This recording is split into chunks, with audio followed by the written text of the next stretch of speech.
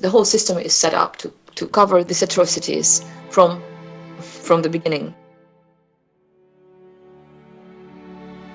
The shocking internet video revelations of child sodomy and murder committed by seemingly respectable members of the community within schools, churches, and private homes in the affluent Hampstead area of London created an internet storm after going viral on YouTube in February 2015.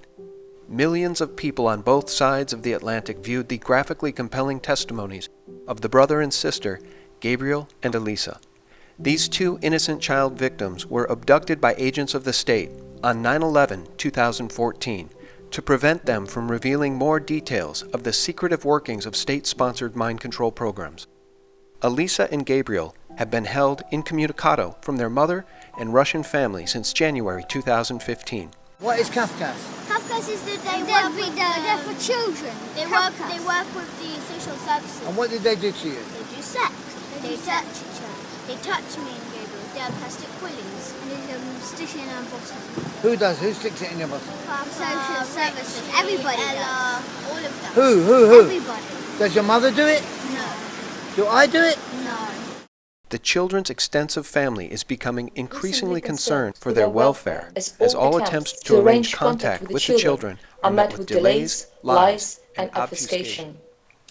Elisa and Gabriel's testimonies have revealed a secret network of organizations and an array of counterintelligence operatives connected to child trafficking, snuff movies, organ trafficking, ritual sexual abuse, torture, and money laundering, operating in schools, nurseries, churches, hospitals, universities, and military bases throughout the UK and the rest of the world.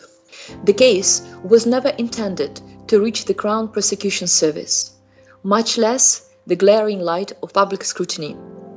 This story is horrifying. It is stomach-churning. But it is also crucial that we know how we got to this place in our culture of sexual nihilism. After years of struggling to come to terms with and find the reason for her children's aggressive and dysfunctional behavior, all became clear when during a family holiday in Morocco in 2014, the then 8 and 9-year-old brother and sister bravely revealed to their mother and her partner, Abraham Christie, that their biological father, Ricky Diamond, and numerous other cult members, has been sodomizing them and other children and forcing them to partake in the ritual sacrifice of countless infants, torturing the victims and consuming their flesh and blood in bizarre satanic rituals. When we were telling him all about this on the holidays in Morocco, because we were scared to tell, of course, so we lied a bit. We lied a lot though. We lied a lot, but then we were so scared and terrified when he found out about it. Because even first time he's like, right, Elisa and Gabriel, somebody's touching you, and I know who it is. He said that to you? And then we just gave up and we just said my dad. What do you mean you gave up? We gave up the deal with our dad, but not to tell anyone about this, or mom, anyone. Okay. But then we just gave up the deal. We just told him that's our dad, and then we carry on telling. But at that time we were terrified to tell all about this baby killing and all this. This secret interactive alliance that developed between esoteric occult practices, Satanism, and various intelligence agencies, and the connection to the Hampstead cover-up has been exposed. As a former police officer of 20 years, I had the opportunity of actually sitting with a mother in this case for 3 hours. I can absolutely tell you with my experience of interrogation over a 20-year period, as a former detective sergeant, she was speaking 110% truth. Ladies and gentlemen, it is my distinct pleasure to welcome to this program truth teller and victim of a weaponized mainstream media, the mother of the Hampstead cover-up children, Elisa and Gabriel, Ella Draper. Ella, thanks so much for joining us. Thank you very much, Sean, for inviting me here and giving me the opportunity to speak up for my children. I have been following your story for many years now, ever since the videos of your children were released. In our pre-call, and guys, we've had nothing but video and audio problems here, and so many gremlins in the Skype world that it's made it almost impossible to have this conversation. So Ella, you've already given me an hour and 15 minutes of your time today, and we're just now starting the interview. But the world was gripped by the release of the videos of your children on the internet. And we do baby sacrifice and eat the baby. What do you mean sacrifice and eat the baby? So we kill the baby and eat it and drink the blood from it. Is that true, Gabriel? Yes. And we dance with the skulls. You what? We dance with the skulls in the church. What skulls? Skulls of the baby. Pardon? Baby skulls. The skulls of the baby. You dance with the baby skulls? Yes. And who kills the babies? Papa, me, Elisa. And Who kills the babies? Papa. And what, he gets you to help him? Yes. Shoot. So he tells us to hold the hand with a knife, and then he holds his hand on our hand. So then he cuts the baby's head off. And then he puts it upside down, and then we drain the blood. Providing powerful video testimony, detailed information about their abusers, including names, including places, including birthmarks, and distinguishing other characteristics like tattoos on private parts. We'd like you to tell us about the tattoos, please. Yes. Can you tell us in your own words, please? All the 20 special children have the tattoos except for myself and my sister, because my mum isn't a member of the cult. Okay. Anyone else have tattoos? Yes, the 20 special children all have tattoos. And also all the teachers have tattoos. Mr. Vanoni have tattoos all on his arms, and Mr. Goodge also got tattoos on his arms, and also they have it on the pussies, the privates. And also all the teachers have it, but not all parents. So all the teachers have tattoos on their privates, you say? Yeah. And what type of tattoos do they have on their private? They have devil tattoos. Pardon, what type of tattoos? Devil and monster tattoos. On their private? Yes. They all have them? Yes. All of the teachers in Christchurch Primary School have devil tattoos on their private part? Yeah. No, also monster ones. Yeah, devil is in the middle, but also monster ones, and also they have piercings. The world was gripped by the satanic ritual abuse testimony of your children, Elisa and Gabriel. And I just want the world to hear your story again in your own words, because no investigation by the police of the suspects named by your children was ever done. I know there's been no investigation, been no proper police statement taken from this woman because of the way she's been harassed. And to this day now, as we're having this conversation, you're not even sure where your children are. Guys, stay with us. We have some blockbuster information to share as we go through this story. Ella, where should we begin? The story is such a big story, and it's got so many aspects to it. So I guess I would like to start from when children were really young. And I have to say, there were many instances that stuck in my consciousness, and which was puzzled, and these questions remained in my head unanswered for many years. I had a lot of problems with the children's behavior. They were progressively violent, aggressive towards each other, and I have elder son, and what I've been experiencing, the tantrums, it was beyond any norm, I would say, and especially prior to 2014, when children revealed the horrendous abuse they've been experiencing in the school for about maybe year and a half, 2 years. The situation was becoming worse and worse, and I was trying to address this issue in many ways, not being aware of what children been going through in school.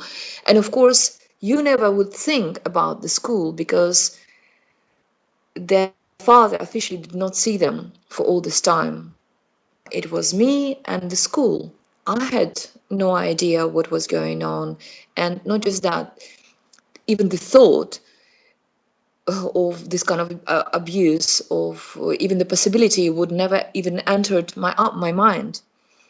I have been brought up in different culture, which we hardly even hear about the stories. We're not aware of the pedophiles, of the children molestation.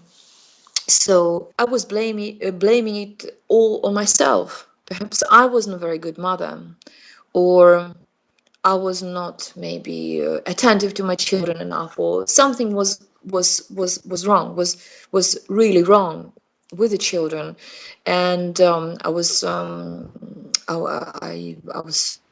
attempting to deal with this problem in many ways. I went to child psychologists, positive parental courses, you name it. But there were some signs as well. Like, for example, I was suspecting that children were sexually touching each other, because 2 years prior to that, I caught them in the bathroom doing something. I didn't see what they've been doing, but I started to suspect. A couple of days after this incident, I found little footage on my phone where Gabriel was filming Alisa without her panties. So, and then was a couple of sometimes later as well.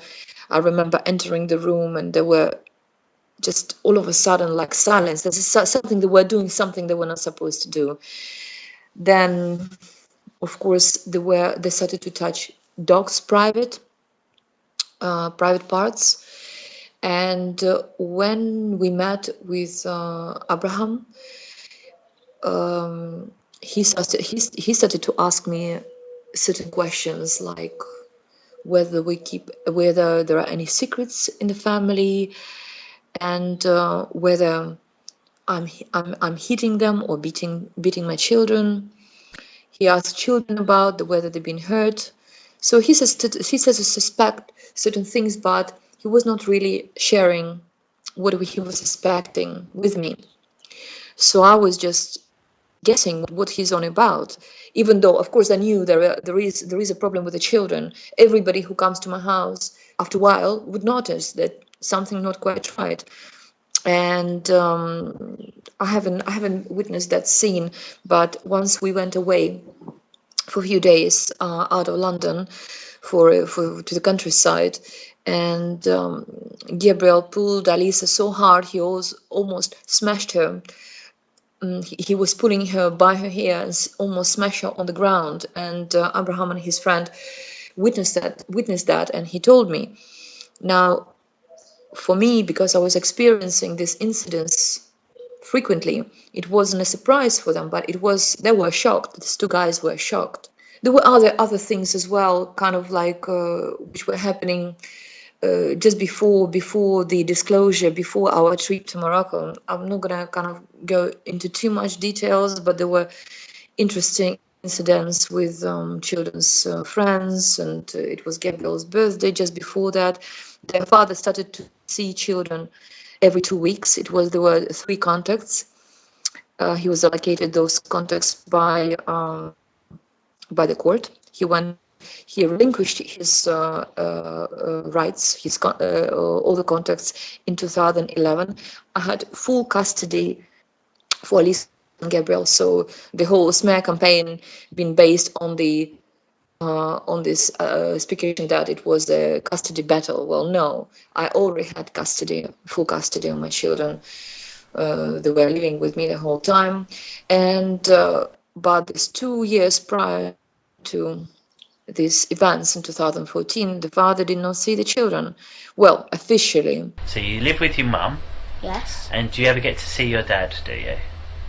My dad, Ricky. Ricky, do you ever get to see him? Every 2 Saturdays, but actually, in fact, he lies to my mum, and he says that he just sees us every 2 Saturdays. And do you That's see him the every 2 court Saturdays? orders. Okay. So Do you that- see him every 2 Saturdays? Nope. We see him every single day. Every single day. And how do you At do that? school, he comes to our school. Oh, does he? And what does he do at the school? He does sex to us. He kills babies there. Right. We eat babies. We drink their blood. Okay. Because this is how we do it. So like on Wednesdays is the most special, busiest day, special day. Okay. But we now know that he's been attending school every day, and he was abusing children there, together with the teachers, the headmistress, the social services, and whoever were coming to school. Wednesday is the most busiest day of sex, and today it's Wednesday, and if I was right now on Wednesday in school, they would have done lots and lots of sex to me. And Wednesday is the most sex day, and it's the most busiest day when we do sex.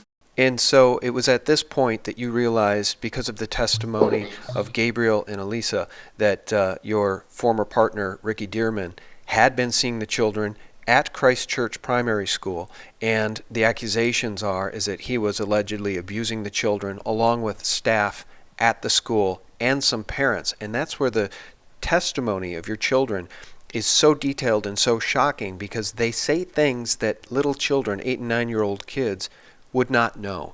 We'll take it little bit by little bit. So you say your dad comes to your school every day. Yes. What does that mean? He comes to your school every day. So that means he comes like whenever we have school on Saturdays. He comes and sees us there. Whereabouts does he come and see you? My school, Christchurch Primary School. Yeah. Okay. Yes, that's the area we live next to Christchurch Primary School. Yeah. Because we live in 5 Patterson Road, and then after he comes to our school. Okay. So who drops you off at school in the morning? My mum. So you get dropped off at school. Yes. When you get dropped off at school, what do you do then? So then they check if the coast is clear, if my mum's not there or anything around the area. Okay. So they go, Mr. Morris, the caretaker. Yeah. He goes around the school areas and checks if my mum is there or anything, like if the coast is clear.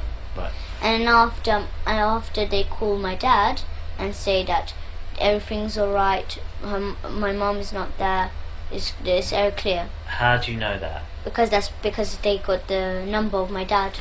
And how do you know that? Because I heard them talking to my dad. And it was exactly my own dad's voice. Exactly. So where were you when you heard this caretaker speaking to your dad? Staff room. Why were you in the staff room? Because that's where they do sex to me. There. Okay, so your dad told you him and the year 4 teacher are BFFs. Yeah. Okay. And when did he tell you that? He told when he was doing the sex to me. He does sex to me. What does that mean, sex? What do you mean? He touches me in the private. He touches me in the private. He sticks a plastic willy in my bottom, and it bleeds then. Okay. So Yes. So your dad does sex to you, and Yes. what that means is he touches your privates Yes. and put a plastic willy In my bottom. in your bottom. Yeah, a big fat one. Okay, so how do you know it's a plastic willy? I felt it before. What do you mean you felt it before? I felt the willy. He let me felt the willy. Okay, so tell me what that looks like, this willy. It looks like a real willy, but it's plastic. Okay, and what else can you tell me about it? There's an order of the willies. Of the what? plastic. There's an order of them. High up and low down. And what does that mean? So brown is the lowest, it's the third, but then second is the golden colour of the skin, and then it's white. White is the highest. Okay, so how many plastic willies are there? Millions. He buys them, and he also makes them. He makes them in his shed. Can you describe how horrifying it was when you finally found out that this is what was going on? Well, what can I say? It was surreal. It was a shock beyond any words. But even though it was so shocking, it's all of a sudden my dilemma with the children all of a sudden got lifted. I realize now that that's what it is. That's why children were behaving the way they were behaving. That's why they were coming out of school so much traumatized and so out of order. That's why that's why that. Everything kind of like all pieces of the puzzle just got into clear picture now. And of course, just hearing that their father was abusing them, and he was doing that from their early age, from when they were babies. And I know it's all true. I remember Alisa once we were on holidays in France, and I was preparing food or something, and she started she started to cry. I took her out to the park, and she was crying and crying and crying. And I know nothing wrong with her. She's been fed. She was just okay. She had her food a little while ago. It's not a stomach problem, and she was in such a distress, and I just could not put my finger on it. And then all of a sudden, everything come as soon as when children started to talk, when Abraham caught them touching. I didn't tell first.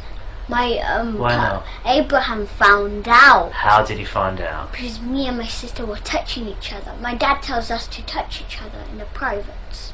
So did you tell him or did he guess? Abraham. Who? Did you tell Abraham or did Abraham guess? Caught us. He was already suspecting that, and one morning he came to Alice's room, I think, or was Gabriel's room. I remember. Who was sleeping in that room. And she was next to her bed, and she quickly pulled her hand out of her from underneath the blanket. If she hasn't done it, he probably wouldn't notice. And then he said, "Well, I know you guys been doing something, you've been sexually touching each other. Who done it to you? Who touched you?" So he's caught you and your sister doing things you shouldn't do. Yeah. Then he asked me, "Who taught you to do this? Who done this?" And then but then we told him it was our dad, and then. Okay. And then but we were still really scared. We were still. And then they disclosed it was their father, and now he's calling me to the living room, and he's saying, "Well, there is something serious going on. You've got to hear that." And so he's asking children, tell mama what happened, and I just couldn't believe it. Well, and this was just the beginning of your I couldn't nightmare. believe. And this was just the It beginning was just the beginning, because of the nightmare. this Because is the problem. Because that's right. Every day after that, it was new information, and new information was coming up. Anything else you'd like to tell us about? Yes, and she Marks. got pierce rings Pierce ring. all over her privates, and she also got pierce rings on her privates, on her lips. Yeah? Yes. Okay. And what abuse does she commit upon you? She sticks a willy on my bottom. She touches my private. She kicks my private. She rubs until the white things come out. She rubs it really nice. She flicks it really hard, and she also do that. What does she do? And she pushes it. Who does that? The headmistress? Yes, but really, really hard. And what willy does she stick in? The headmistress, she's a lady. She hasn't got a willy, has she? Yes, she does. A plastic one. Oh, she has a plastic willy. Yes. And how does she attach it to herself? With a band. Okay. Like a trousers band. Okay. Oh, right, a belt. And then the shoes like this. Oh, So- Velcro. Yeah, so this. Oh, Velcro band. Yeah, like Okay, well done. So, well done. And we found out it wasn't just him; it's his family. It's generational. They're generational Satanists. Then, when he had children, when he was given full Saturday every week for a whole year, And I was fighting to stop these contacts because children were coming in horrible distressed condition with fever, throwing up, like really sick. I was thinking maybe he was giving them something to eat, something dodgy to eat, but now we know what it is. And at the time he was taking them to another pedophile ring consisted of sadists, really. They've been doing snuff movies there. They've been filming children being sodomized, sadistically tortured. Children were made to touch animals in sexual way, and they've been forced to watch each other being raped. And then the next disclosure was about school, and we can see how they've been programmed as well to say certain things if this information would ever come out. I remember once Elisa got so scared, she was in hysterics. She said, "They never exist, they never exist, they never exist. It never happened, it never exists." It was like a recorded like a player, you know. And then it's gone to this story about the school and the teachers and dancing with the skulls and the shoes made out of human skin. Is that true, Gabriel? Yes, and we dance with the skulls. You what? We dance with the skulls in the church. What skulls? Skulls of the baby. So your mum hasn't gone to the party. No. So what? But we were alone with our dad, so we could went to the party. We did. Okay, so that party. Yeah. And what time did the party finish? No, the party's for 6 hours. From what time does it start then? It starts from the morning. I'm not sure which kind of time in the morning. From the morning, it's like school time. Right, okay. Instead of lessons, instead of literacy, numeracy, science, we had A sex party, and we ate babies. And my dad, he lied to my mum about being vegan. Okay, so there's this party. Yeah. So where is the party held in the school? In the school, in the church, and school. It's in the church and the school. Yeah. So whereabouts in the church and whereabouts in the school? In the school, in the church, there's a seats, and here's a little road, and there's like a big, it's like 1, 2, like 3 stairs, it's really big, and then we dance there. Yeah. So you was dancing. Why was you dancing? What music were you listening to? We don't put music on, but we just dance. Dance. Yeah, okay. we put all kind of music songs. Okay, so you're dancing, and who else was dancing? Any of the children? Everybody does. Okay. Everybody does the sex, and right. And what is the sex? They touch me in the privates. They tell me to lick the privates. Who says that? My dad's, the teachers, everybody's. Okay. So that's happened. And we didn't want to do that, but my dad made us do it, and he forced us. Okay. But my mum doesn't do it. No? Okay. But my family doesn't do it. Only my father does it.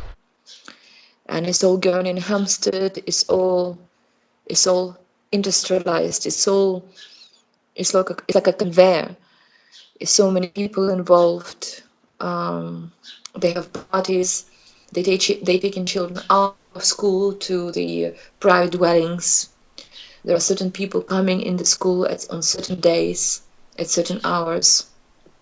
Well, what you're describing is systemic, institutionalized child abuse. And the testimony, again, of Elisa and Gabriel is so haunting. And I want the audience to know that the children underwent medical exams after all of this information was shared. And the medical examiner found evidence on the children's bottoms, anal evidence of scars and of abuse that completely backs up what the children said. And the children were talking in their testimony, Ella, as you know, about 20 other quote-unquote special children who have tattoos. We'd like you to tell us about the tattoos, please. Yes. You tell us in your own words, please. All the 20 special children have the tattoos Except from myself and my sister, because my mum isn't a member of the cult. And talking about the parents, some of the parents of these children involved in this satanic cult who have tattoos, specific tattoos, devil tattoos, and as Gabriel says, monster tattoos in addition to devil tattoos on or around their private parts. Anyone else have tattoos? Yes, the 20 special children all have tattoos. And also all the teachers have tattoos. Mr. Vanoni has tattoos all on his arms, and Mr. Gorge also got tattoos on his arms, and also they have it on the pussies, the privates. And also all the teachers have it, but not all parents. so all the teachers have tattoos on their privates, you say? Yeah. And what type of tattoos do they have on their privates? They have devil tattoos. Pardon, what type of tattoos? Devil and monster tattoos. On their privates? Yes. They all have them? Yes. All of the teachers in Christchurch Primary School have devil tattoos on their private parts? Yeah, no, also monster ones. Yeah, devil is in the middle, but also monster ones, and also they have piercings. Now, any investigator worth his salt would be able to take the testimony and then do the investigation about the people named by your children and find out if they had those tattoos or if they do not. Step one. And instead, what we found is an all too willing mainstream media that wanted to demonize you, like this article, which is so haunting that I want to share it with the audience. This article from the Daily Mail: police hunting runaway mother who tortured her 2 children into inventing fantasy claims about a satanic sex cult run by their father. And the whole court system was turned against you. The police, the whole apparatus was turned against you, Ella, and you were made the villain in this story. And that's what's so haunting about it. I'd like to ask you to comment on any of that, but I'd also like to ask you about your former partner, Ricky Dearman, a fledgling actor. Does Ricky Dearman come from money? Because how else is he making ends meet? And how else do you explain the fact that the BBC rolled out the red carpet for him to give him a PR moment? And instead of asking him tough questions, they let him cry. He was comforted by the anchor. Hey, it's okay. It's okay.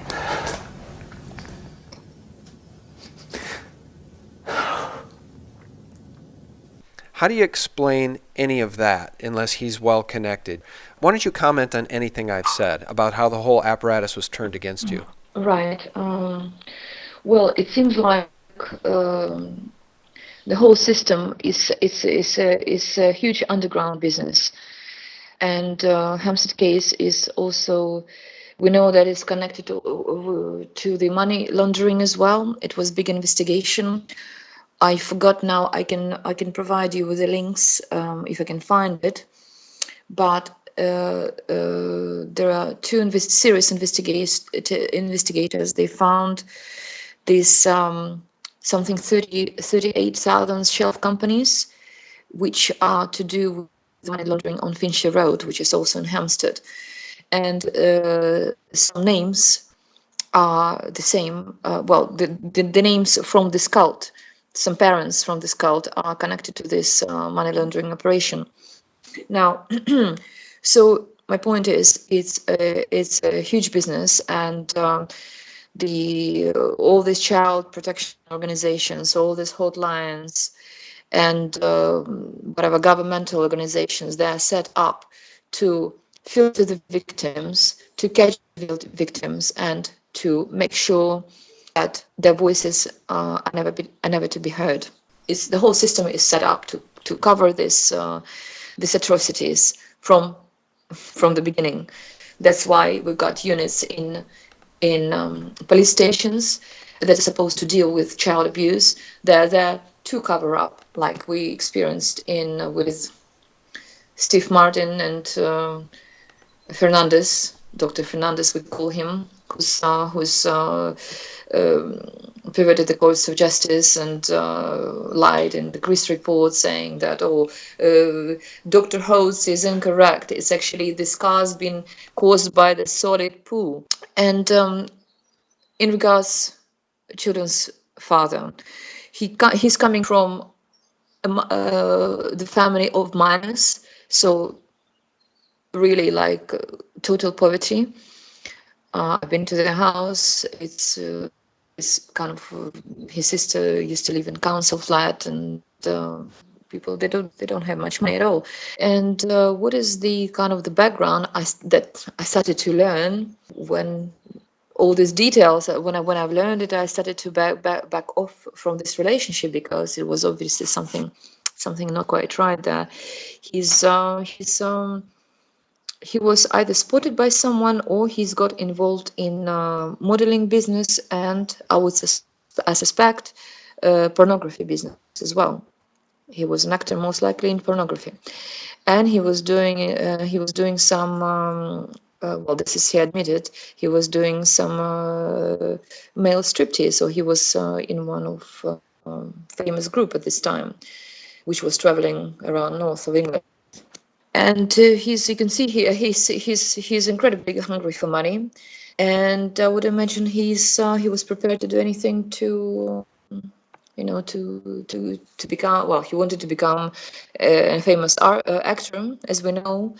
He was telling me when we were dating, and this short period of relationship while it was going on, he was telling me he's doing some business online, selling some health products, and I also got involved, and looks like there was something being sold, but the amount of time he was working on that, he was living nearby.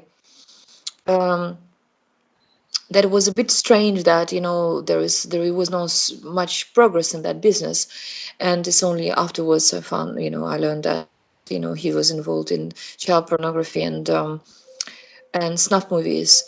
But some things were alarming, like for example he was mentioning some underground internet network, what is called like it's the underground web, isn't it? And some sites where it's quite strict. You have to there's some file sharing. He was saying that they were sharing some courses, some expensive courses, but I suspect it's the groups and websites to do with Pedophilia. with pedophile exchange Yeah. information. Yeah, pedophilia, right? That's right. When we were witnessing how the whole thing being covered up, and well, children initially being taken away from me on the pretext that I wasn't capable to protect them in school, right? But then from the documents we found out that the headmistress, Kate Forsdyke, who was mentioned as one of the cult leaders, well, as a cult leader and one of the main perpetrators, was invited to the strategy meeting on the 8th and 9th of September. Children were taken, the first children police interview was on the 5th, right? So we're talking literally a few days after this, after their first disclosure to the police. Well, let me jump in. Let me jump in because this is important. What you're saying is that Kate Forsyth, the head of the school, who the children named specifically as being involved in this abuse, and who the children cited specifically as having markings on her body near her private parts, things that children couldn't possibly know. And so it would have been very easy for the police to investigate those claims. But the police didn't do that. Instead, they partnered with this woman and plotted to take your children from you. Why did the police partner with the headmistress of Christ Church Primary as opposed to investigate her? Well, they didn't plan to investigate, did they? They were planning to silence the children, and planning were finding the way how to do that, and this whole thing with the involvement of the doctor, that was kind of, they were following some procedure, but really it was a theater. They well really not knew what they were doing, and so what can I say? I mean, I saw the same thing going on in the court. I saw this going on, like even legal representatives, the lawyers who were supposed to represent me. I figured out very quickly they were not representing my interests. They were working against me. It was obvious, and the whole thing in the court, the way they suspended my contacts very quickly under silly pretexts. Well, in fact, actually, as I remember, Alisa asked to go home, and we were discussing to writing a letter to the judge. And that's it. You know, the woman, the social worker, almost jumped when she heard that, and that's it. I haven't seen Alisa and Gabriel since. Folks, can you imagine your children being victimized by their father? You find out that they're being sexually abused, not only by the father, but potentially by people at the school. You find out that not only are they being abused, they've been part of satanic rituals where they have witnessed the sacrifice of babies, where they allege that they have been sodomized by the people that are charged with their care during the school day. And you as the mother go to the authorities, and the authorities, instead of helping you and doing a proper investigation, demonize you and take your children and give them to the father. Ella, before we talk about the whereabouts of your children now, and I think where that leads us will absolutely shock people to their core, I want to just ask you about the judge in this case. Again, from this Daily Mail article, and I quote, "In a damning 22-page judgment, High Court Judge Mrs. Justice Palfrey ruled that the children had been tortured and brainwashed by Draper and Christie." So the court took all of this information, and without any real investigation by the police, the court demonized you and Abraham as being the bad guys, that you just made this all up. And my question, not only do I not believe that for 1 second, Ella, but my question is, why on earth would you ever do that? What have you gotten out of any of this, aside from being demonized in the UK media and having your children snatched? What could the upside be that you would have brainwashed your children into making up those detailed stories? What's in it for you to have made any of this up? What could it be there for me, you know? We all of us, all four of us, we made the decision to come to the UK in order to put a stop to it. We had no idea that that system is that corrupt and everybody's involved.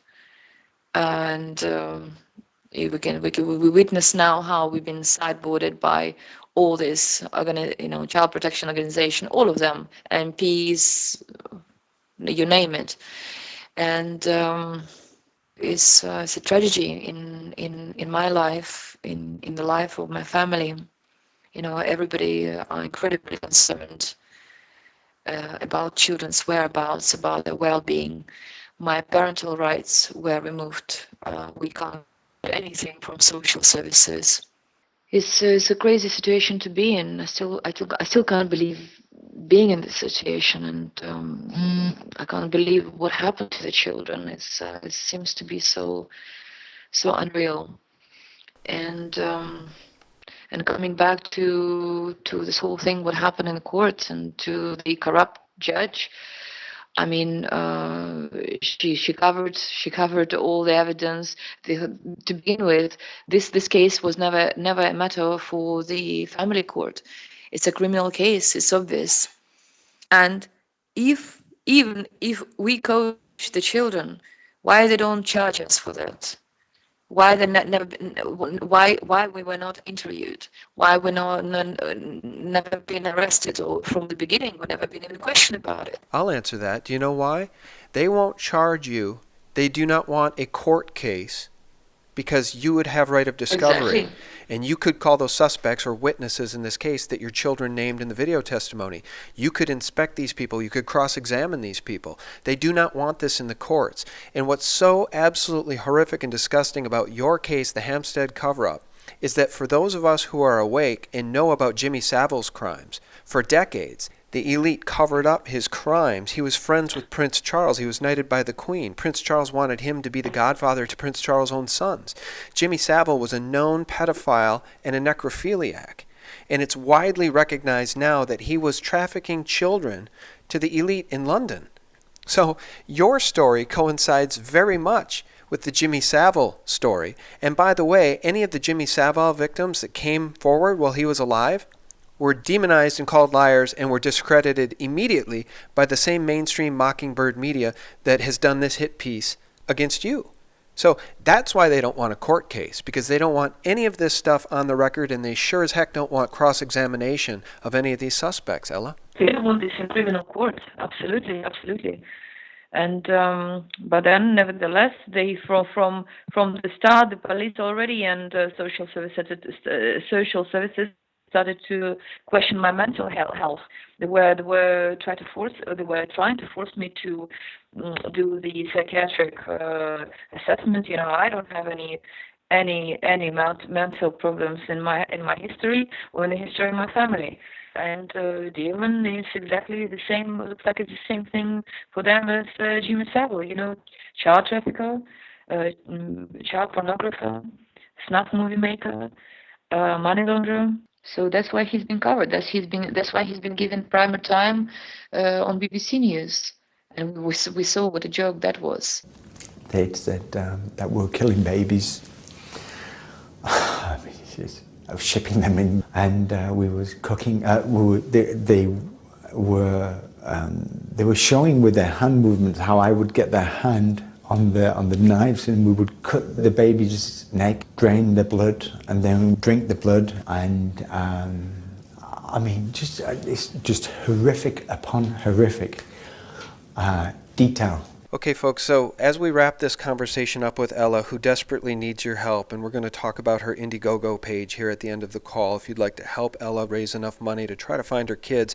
By the way, her life has been destroyed economically in so many ways. Her life has been destroyed by these vampires, these vampiric people in London that have made her the target and made her the villain.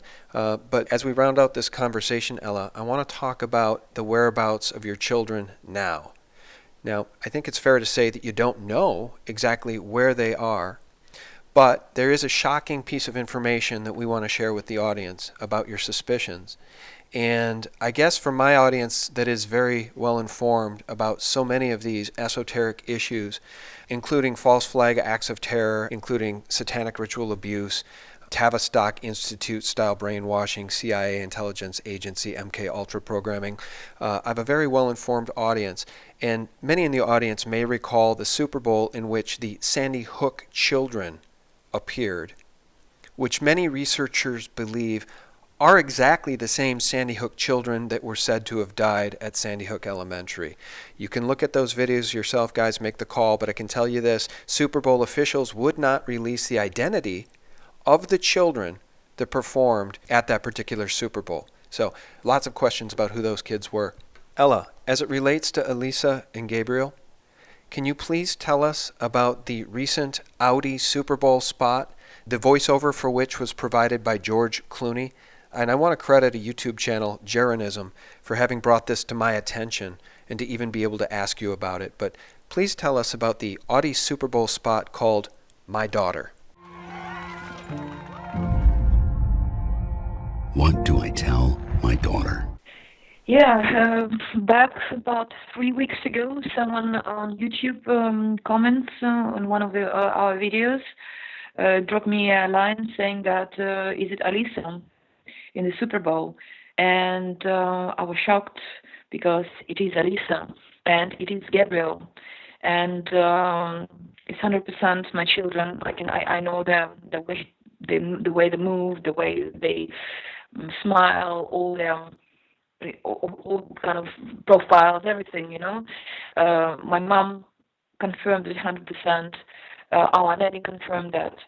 So it's our children. And so you can take a look here. I did put that picture next to it. Again, we don't have a lot of pictures of Lisa, and all these were taken, 2.5 years ago. So she would have grown up 2.5 years. I see markings in the teeth that look identical. And then I overlaid this, her mouth and nose, over the top of the image of the girl that's riding the go-kart. And it certainly looks like it to me that they are parading these children around at Super Bowl as if there's some sort of trophy. So I did have a question about Alisa's color, eyes color. I thought it was a bit dark, but they could have put lenses in her eyes, like brown lenses or something. But then, Demon, he's running so many sock puppet accounts on YouTube channel. In the comments area, trying to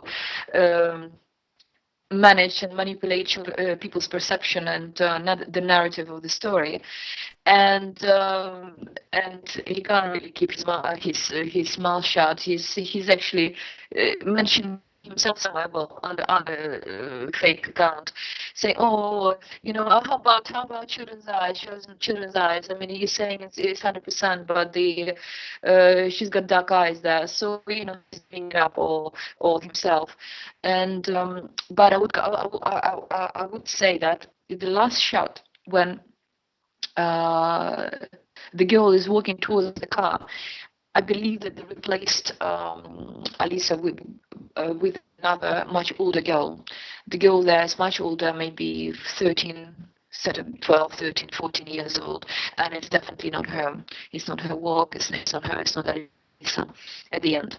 But yes, these are my children, and we don't know whether is their father now started to advertise them and sell them to the entertainment elite using children's so-called fame, of the notorious Hampstead cover-up, or whether it's being done by this organized network to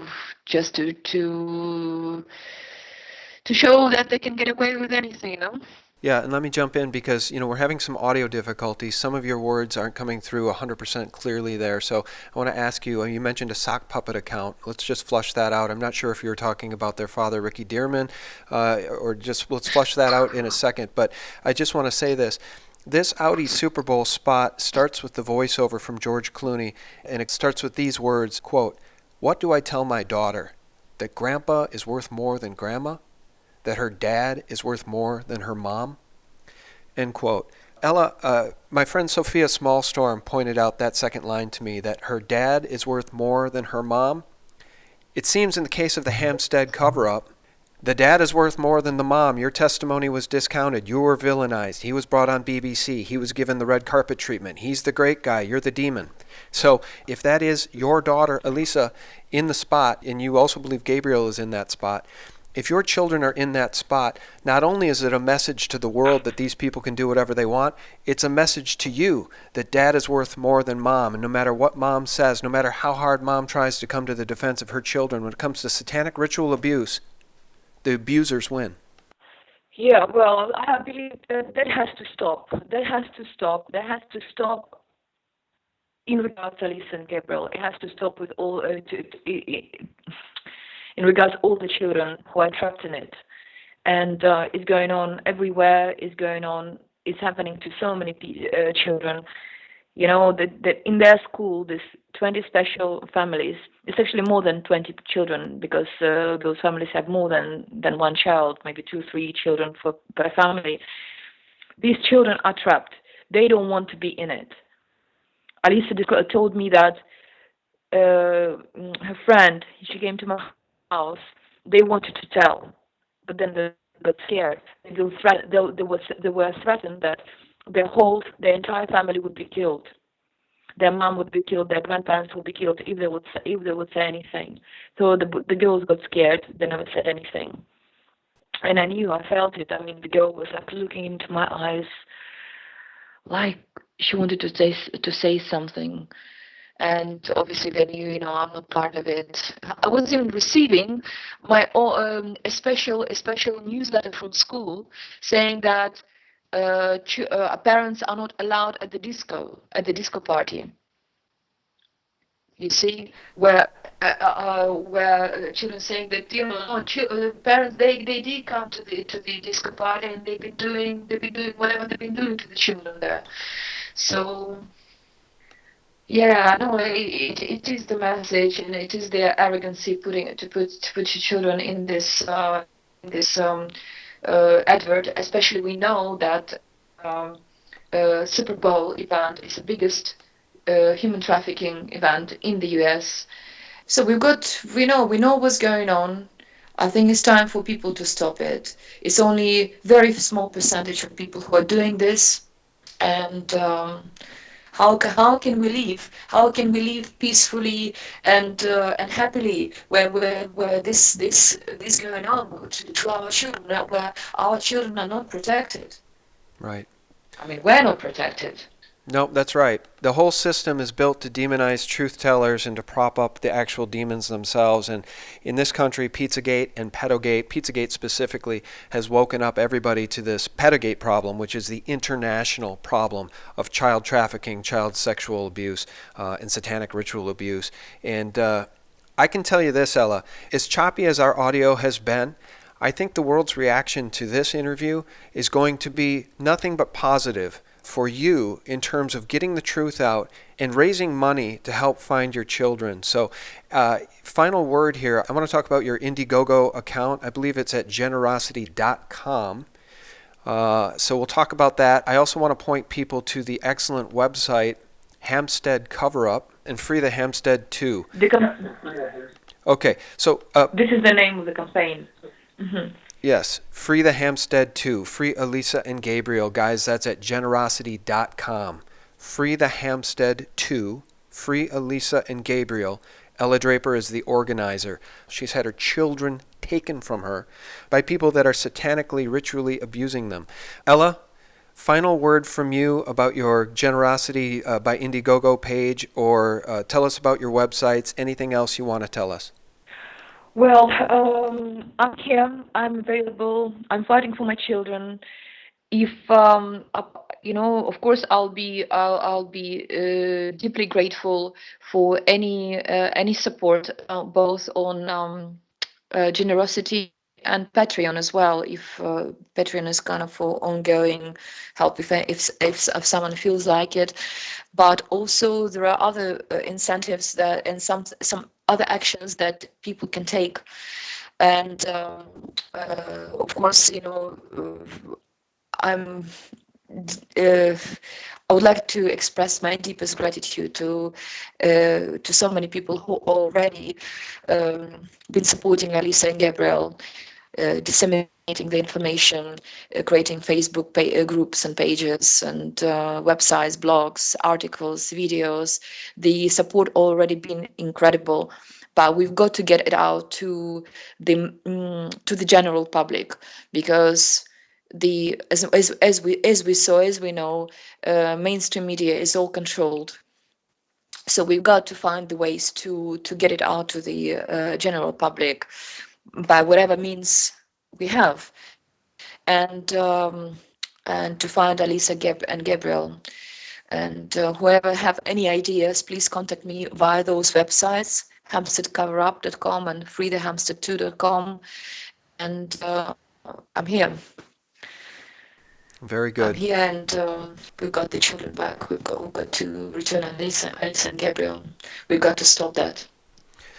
Well, you've definitely found the right audience here with me and my YouTube channel and SGTReport.com. We're dedicated to truth.